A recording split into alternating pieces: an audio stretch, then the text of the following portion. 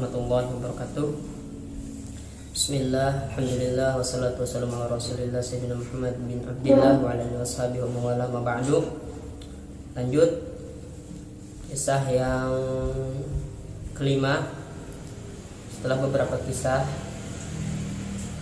yang sudah kita ceritakan, di sini ada kisah seorang raja muda memerintah sebuah kerajaan, tapi selama dia hidup dalam kenikmatan kepemimpinannya sebagai raja, dia merasa gelisah.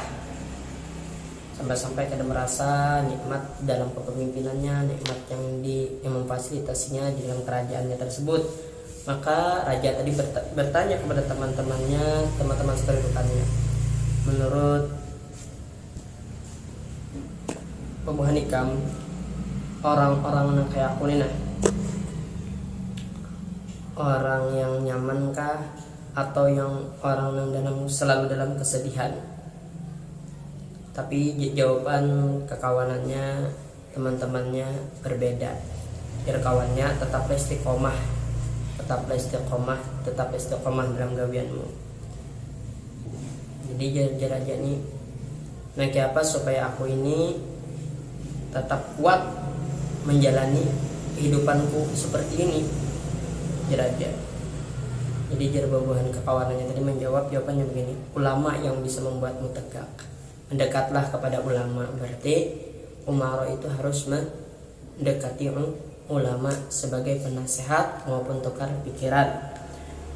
Kemudian raja muda tadi memanggil ulama di negaranya dan orang-orang baik di sana, dikumpulkan sidin. Jadi sidin andar raja tadi, begini keberatan berdiam lawan aku, bermukim denganku, satu atap denganku.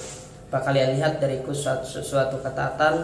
Bila Ibu Hanika melihat dari aku raja tadi akan satu ketaatan, maka perintahkan ketaatan tersebut bagiku. Dan apabila Ibu Hanika dari ulama dan orang baik tadi melihat dariku suatu kemaksiatan dan aku melanggar daripada hukum-hukum Allah, maka laranglah aku. Nah, jadi ulama dan orang baik tadi menuruti perintah raja. Dan raja secara istiqomah memimpin kerajaannya selama 400 tahun. Allah sebenarnya memimpin kerajaan sampai 400 tahun. Umurnya pun raja tadi sangat panjang. Lalu suatu waktu dalam masa istiqomah tadi ada satu cobaan, iblis datang kepada raja. Sampaikan raja, iblis, aku iblis, tapi beritahu aku iblis belum ketapun siapa kamu. Jadi raja tadi, aku seorang laki-laki keturunan manusia. Apabila iblis kan, apabila ikam keturunan manusia, maka ikam akan mati sebagaimana manusia-manusia yang lain. Tetapi ikam adalah Tuhan dari iblis, karena ikam hidup terlalu lawas. Nah, hati hidup terlalu lawas. Kalau pina berprasangka atau iblis menggoda, memandahkan bahwasanya Tuhan din raja tadi hidup terlalu lawas sampai 400 tahun memimpin kerajaan. Jadi kata-kata iblis tadi, rayuan iblis itu tak menaklukkan hati raja, dan raja tadi naik langsung ke atas mimbar mengumumkan, wahai manusia, aku menyembunyikan sesuatu kepada kalian sekarang. Nah, waktu pemberitahuan telah tiba saatnya raja tadi. Kalian mengetahui bahwa aku adalah raja kalian selama 400 tahun. Seandainya aku manusia, niscaya aku sudah mati sebagai manusia yang lainnya, raja tadi. Tapi aku adalah Tuhan, maka sembahlah aku, sebab aku akan mati. Seketika Allah menurunkan wahyu kepada salah seorang nabi pada zamannya agar memberitahu raja tersebut, yang isinya, aku akan teguh pada raja tadi. Si firman tersebut, selama ia teguh kepadaku, selama raja tadi istiqomah seorang raja ini terganggu terhadap godaan iblis.